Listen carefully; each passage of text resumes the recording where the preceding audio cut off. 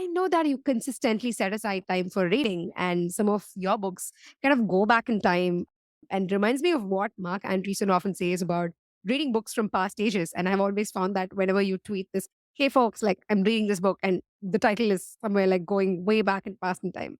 So the twist is that I think you also use AI to kind of go along this book activity. So talk to us about this practice now that we are very much to AI and talking about how to better use ChatGPT, Claude. Tell us how you use AI with respect to reading stuff and especially like books and rereading books and using AI together in this process. So I think it's really useful for a couple different parts of the reading process. One is just finding books. So Hmm. anytime I have like a life situation where I'm really interested in like people who have written about this, either fiction or nonfiction, or if I have a bunch of books where I'm like, I want to find something new, but like I don't know what to read. I just throw either diary entries or a bunch of book titles into ChatGPT or Claude, and I'm just like, give me books that are kind of like this, that are on this vibe, or that might answer some of the questions that I'm dealing with.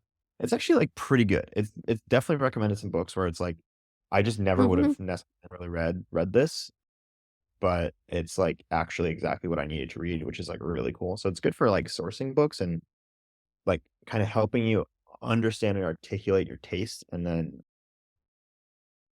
finding more stuff like it. And I think Right. that like I think an important part of being a creative person is like knowing what you like and being able to express it in words, and AI is just perfect for that. I think also it's very good for reading books better. So there's a lot of books like I was reading, what was I reading?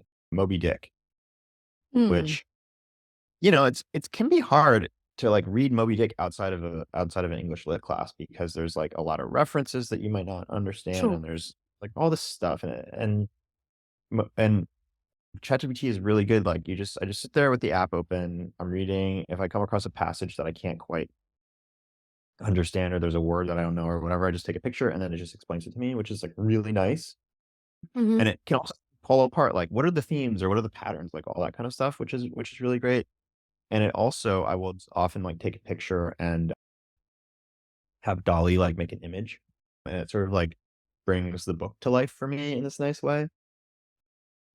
And I was just doing this yesterday with another book, this, like, very dense philosophy book that I've had for a while called Philosophy and Social Right. Hope by Richard Rorty, and there are so many things in that book that I've had it for a long time, I've read it a bunch, but I just, like I always knew that there was stuff that I didn't quite understand, but I didn't have anyone to ask about it because it's all very, like, deep hard philosophy. Like, I feel like I would have to, like, actually go back to school and get a master's to understand it, and I just can ask ChatGPT now, and it, like, seriously increases my comprehension of these types of books, which is, like, just a real Mm. pleasure. So one thing that I noticed a lot at Every is we end up doing a lot of summarizing of different pieces of work. So Right. you can imagine if I write an article or someone at Every writes an article, that article has to be turned into a great headline and subhead, and that headline and subhead is, like, Mm.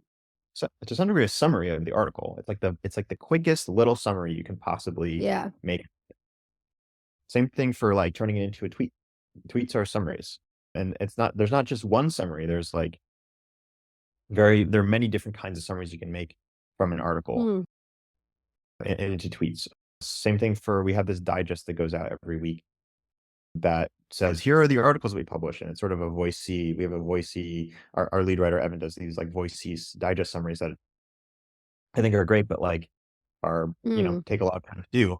Same thing for if I publish a podcast, I need to take the podcast transcript and turn it into a tweet or into show notes, all that kind of stuff. There's just like there's all that stuff. And it turns out, I think for a media company, like producing incredible summaries, like really being able to convert something from one format to another is like it's just like a core thing.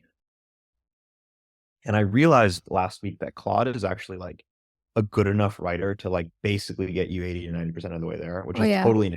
Like it wasn't possible like 6 months ago. GPT-4 is not good enough at it, but Claude Yeah. is. So I built this little tool called Spiral. Hmm. And basically what you can do is you say, I want to convert X to Y. So I can say, I want to convert, articles to tweets or podcast summaries to show notes or whatever. And then you give it a bunch of examples of what good looks like. You're like, okay, here's a bunch of things I've already done that I think are great.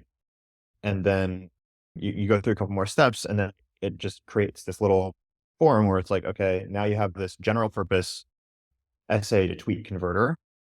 So you just throw in an essay, you press go, it turns it into a tweet. I also just built this right before we got on the call.